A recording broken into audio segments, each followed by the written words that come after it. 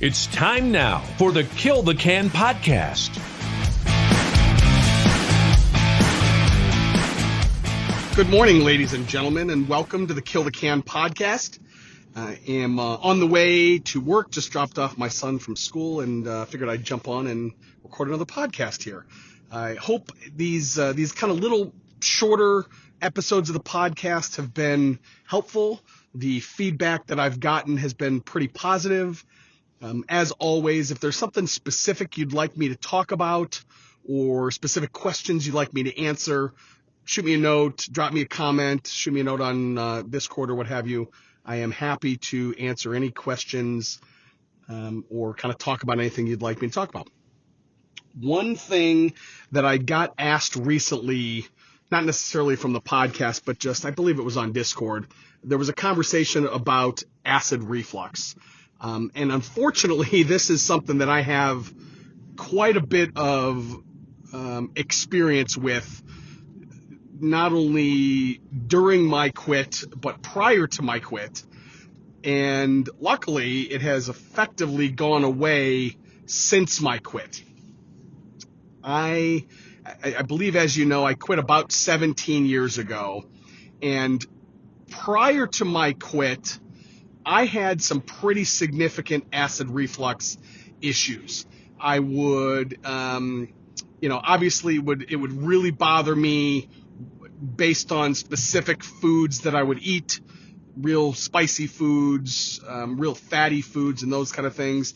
And then I would have a really hard time with some, different types of beer and those kind of things.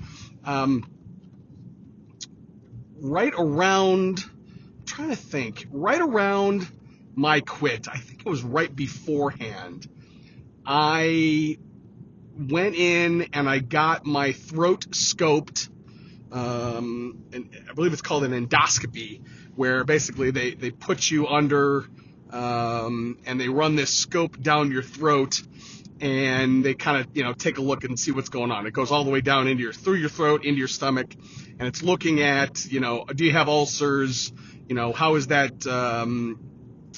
that stomach acid bubbling? Effectively, if you're not familiar, acid reflux is when the acid in your stomach effectively goes back up into your esophagus, and it gives you this burning sensation up your kind of in your throat, into your esophagus, and that kind of thing. So, anyways, so I was on all sorts of medications. I was on Prilosec, I was on Nexium, and these are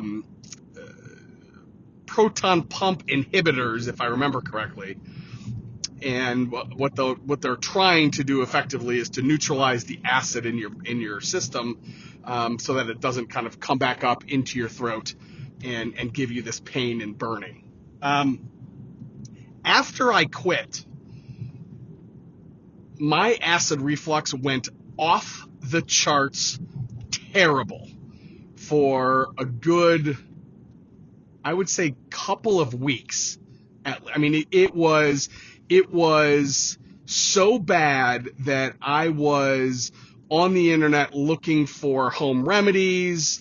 I was trying to find, what the hell is wrong with me? So I'm dealing with withdrawals from nicotine. I'm dealing with, at the time when I quit, I had a 53-day-old son. My oldest son was 53 days old. So I was dealing with sleep deprivation. I was dealing with, just everything that kind of goes along with your quit. And then on top of that, my acid reflux absolutely went through the roof.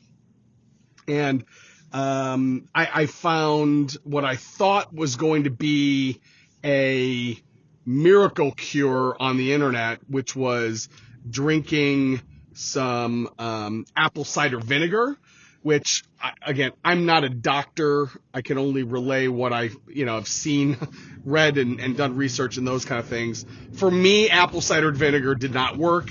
And actually, if I'm being honest, just logically, that didn't seem to make a whole lot of sense to me. Vinegar is very acidic, and it never made a whole lot of sense to me why, if I'm dealing with an increased level of acid in my body, that putting more acidic content in there, I never really understood how that would help the situation. Acid reflux can actually mimic the effects or mimic the symptoms of a heart attack when you get acid reflux really bad. So I have said on numerous occasions, I took myself to the emergency room twice early in my quit because I thought I was having a heart attack. Now, let me take a step back and caveat this.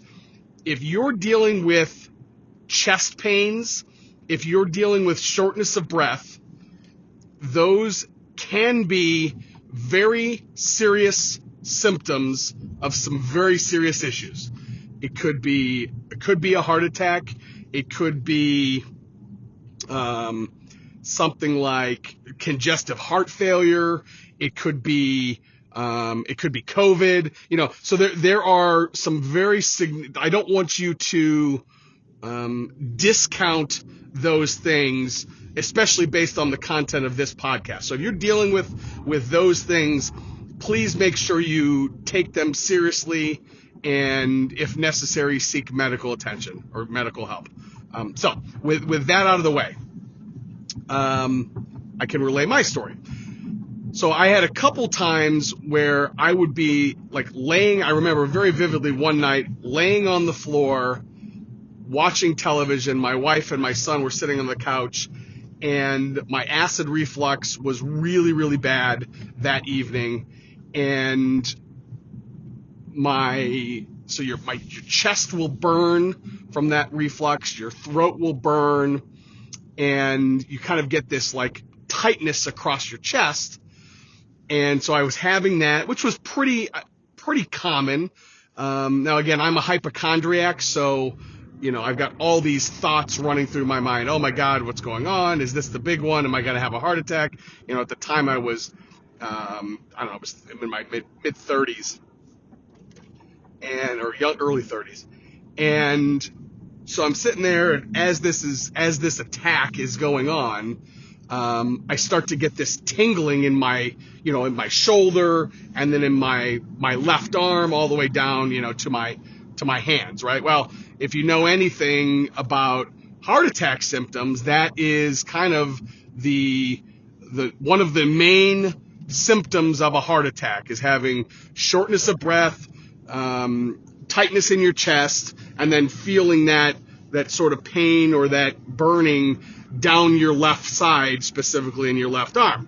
So of course, I'm feeling these things. I have this knowledge of what a heart attack might be, and so of course I start to panic, and I start to really get nervous, and my anxiety is going through the roof. Well, so long story short, took myself to the emergency room, and I hope you've never had this experience, but when you walk into an emergency room and you tell them you're having shortness of breath or chest pains, they don't fuck around and let you wait in the emergency room. They get you right in. So within minutes of me walking in saying I was having chest pains,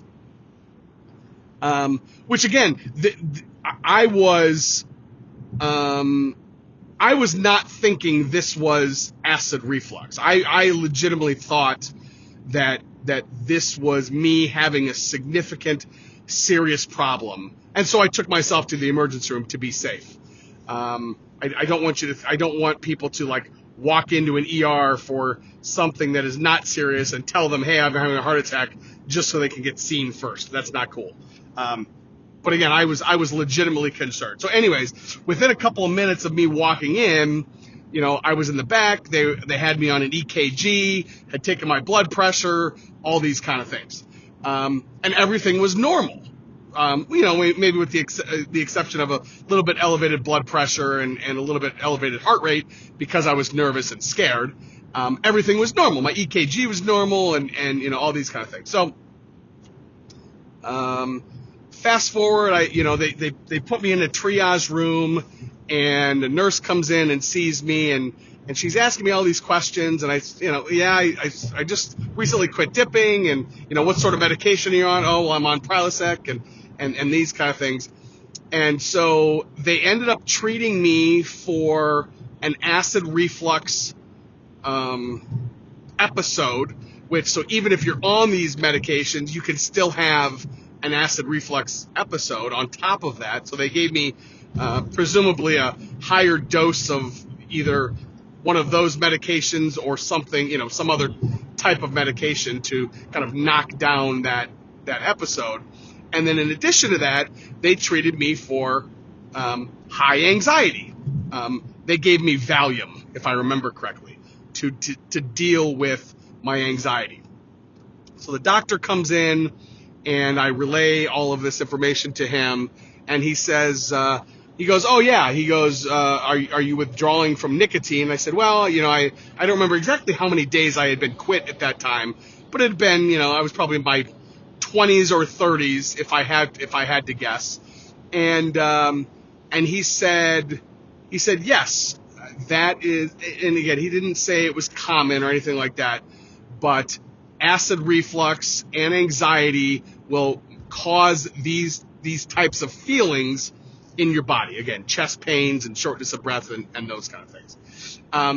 Now, here's where my story, I kind of don't have a medical explanation of why this happened to me, and I'm actually not sure if this is common. I would love to hear from other people that have dealt with acid reflux and they're quit. I would love to hear from you and learn your experiences. For me, after I quit, after about 2 months or so, my acid reflux almost went away entirely. To the point now where, and again, it's been 17 years, I haven't taken any acid reflux medication in probably 15 years. So no Prilosec, nothing. I don't even take, any over-the-counter, nothing like Tums or Imodium or anything like that. Every once in a while, if I eat, a bad meal, every once in a while I'll get triggered. But I mean, it's not even on the same planet as what I was dealing with before. I can honestly say, as I sit here in early December 2023, I can't tell you the last time I had what I would consider an acid reflux issue. I had Thanksgiving dinner a couple weeks ago, no problem. As I've talked about on the podcast, since the pandemic, I have drank more than I had in years past. Never had a problem. So again, and in my mind, I am equating the stoppage of my acid reflux issues to my nicotine quit. And again, I don't know if that's just my experience. But the reason I do that, though, the reason I'm equating the two is because I really haven't changed a whole lot else in my life in terms of how I eat or drink or exercise, or you know what I mean? Like there's nothing. That's the big difference in my life since my acid reflux has gotten better, is the fact that I'm no longer using nicotine. Now, is it the nicotine? Is it the juices from the tobacco? Is it something else in it's probably all of those things. But since I quit, my acid reflux is effectively gone. So I hope that is the similar situation for you guys out there that are dealing with acid reflux. It is terrible. It sucks. It hurts. And I just thought I would jump on today and chat for a few minutes about that. Hey, leave me a comment. Let me know your thoughts. I would love to hear from other people out there that are dealing with acid reflux. And I'm proud and honored to be quit with you today, quitters. I'll talk to you soon. Have a good one. Join us again next time for another edition of the Kill the Can podcast.